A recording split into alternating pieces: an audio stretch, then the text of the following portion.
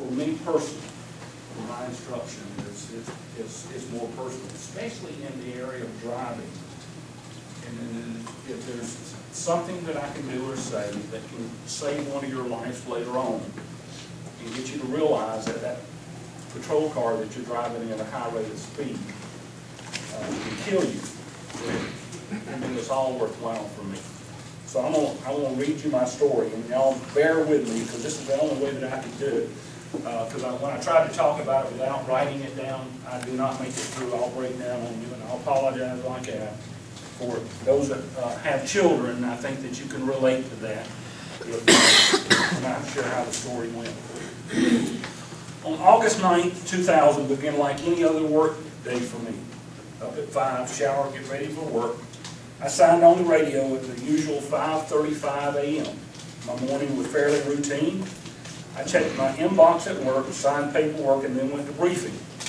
The night before had been eventful, so briefing was short. After briefing, I met one of my officers at a local McDonald's where I had my morning that I always did, Coke and a biscuit. The rest of the morning was slow. Just usual calls. As I recall, we had a couple of minor accidents. About 11 o'clock, I headed for the station for my usual workout. I asked my district partner sergeant to listen out for calls while I was at lunch.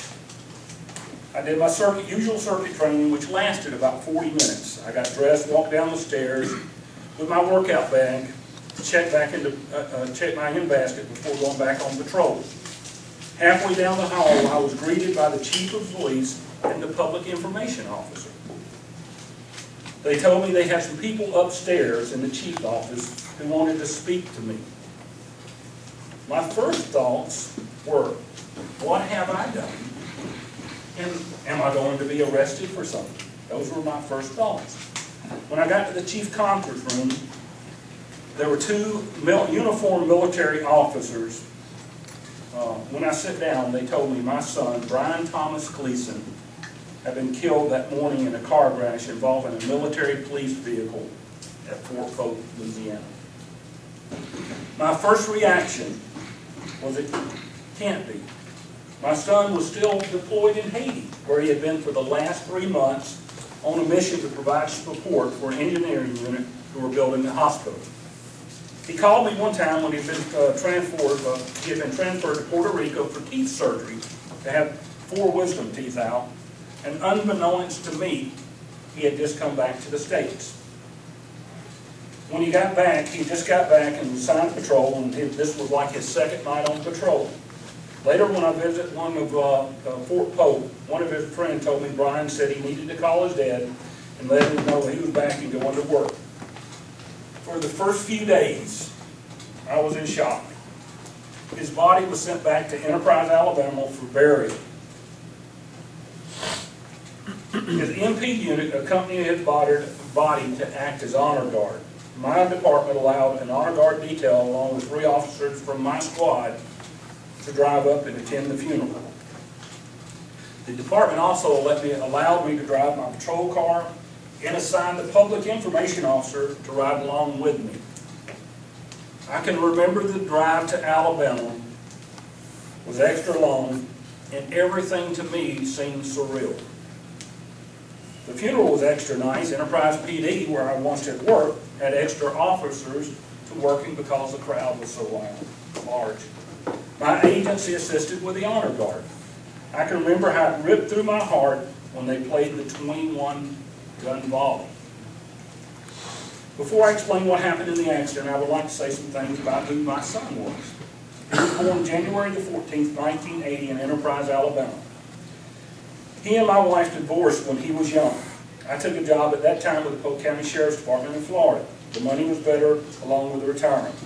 Brian would come visit me each summer and loved things outdoors. The first couple of years I lived in an apartment, and he loved to come and swim.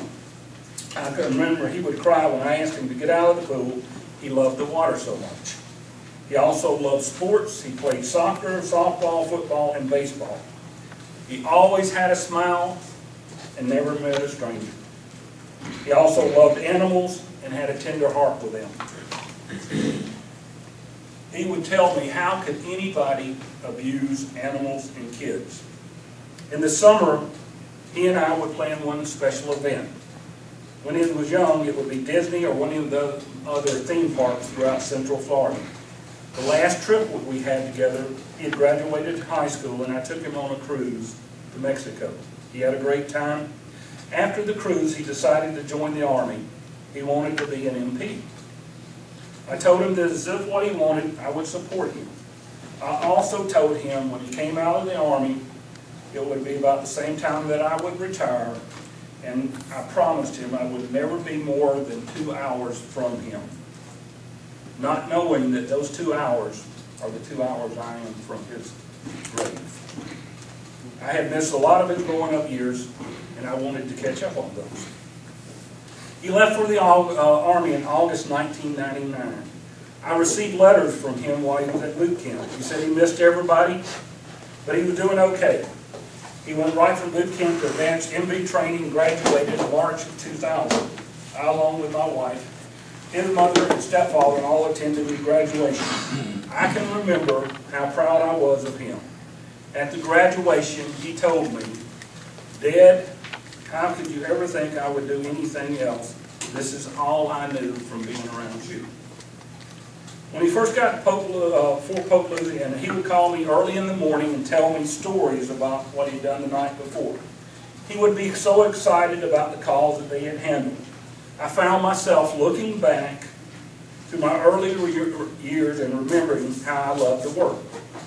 It was early June when he called and said that he was being deployed to Haiti. But the last time after that I spoke to him was in July, when he called me from Puerto Rico. The last thing I said to him, "I love you and be careful." The accident and what I know. Brian was working the night shift and was teamed up with another MP who was 22 years old. From talking to other MPs, his partner liked to drive fast. They were checking the back part of the post about 1 a.m. and had just called a gate in that had been secured. The next call was from Brian's partner, called and said that there had been an accident, the car was on fire, and Brian was trapped in the car. Other units responded to along with the fire department, but it was too late. Brian burned up in the car. The report said that he had 30 third-degree burns over 75% of his body. When the car rolled, it actually broke his neck. And you'll see the pictures of the car in the video in a minute. The car was so hot that the rounds were cooking off from all of the heat. A year later after that, I learned that he broke his neck. The driver, MP, was sent to the hospital for minor injuries, refused to make any statements to the investigators. He was charged with vehicle homicide and pled 2 years into Army prison. The report stated a 1997 Chevy Luna was traveling in excess of 80 miles an hour when it left the road, striking a culvert, overturning, and then catching fire. When the car hit the culvert is when Brian was killed. No other details other than that, careless driving or driving too fast. What I learned from this experience. I learned as a father we need to love those around us because they can be taken from us so quickly. As a police supervisor, I learned that we not constantly remind officers how quickly they can lose control, especially when they drive in excess of speed limits or their road conditions or their abilities. As a trainer, we need to do everything we can to make new recruits understand their actions in a car can affect them and everyone around them the rest of their life. We need to provide them the best training and leave them with a better understanding of the job. I also learned that we can become bitter from events such as what happened to Brian, or we can become better. One of the things as a father, I asked myself, what would Brian say to me today if he had a chance to speak?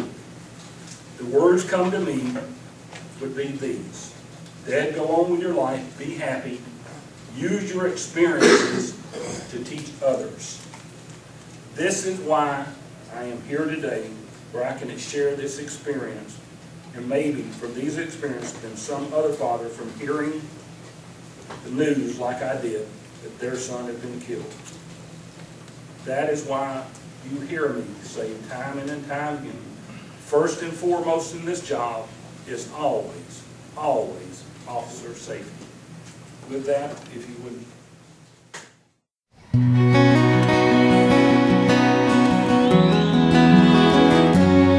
If you're reading this, my mama's sitting there.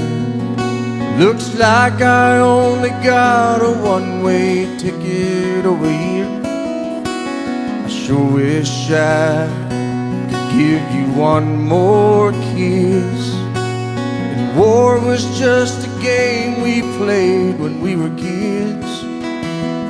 Well, I'm laying down my gun, hanging up my boots. I'm up here with God and we're both watching over you.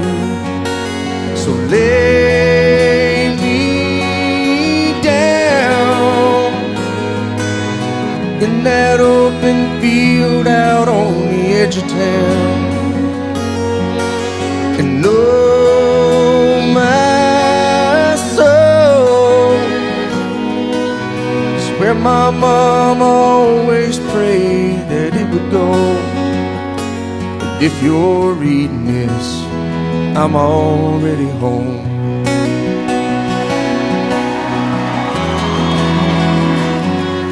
If you're reading this, halfway around the world,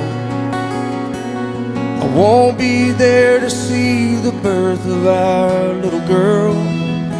I hope she looks like you.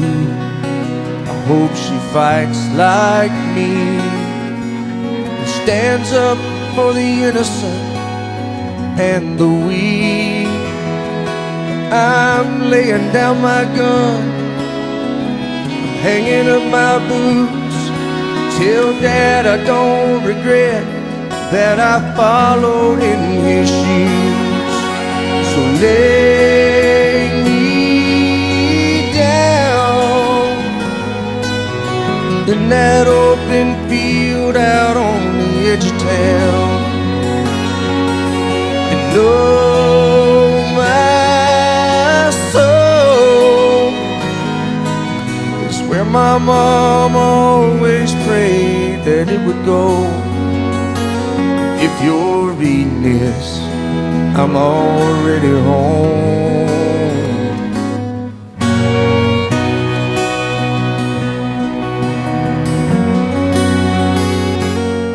If you're reading this, there's gonna come a day when you move on and find someone else, and that's okay. Just remember this, I'm in a better place, where soldiers live in peace and angels sing amazing grace. So lay me down in that open field out on the edge of town. And oh my soul, it's where my mom always prayed that it would go. If you're reading this, if you're reading this, I'm already home.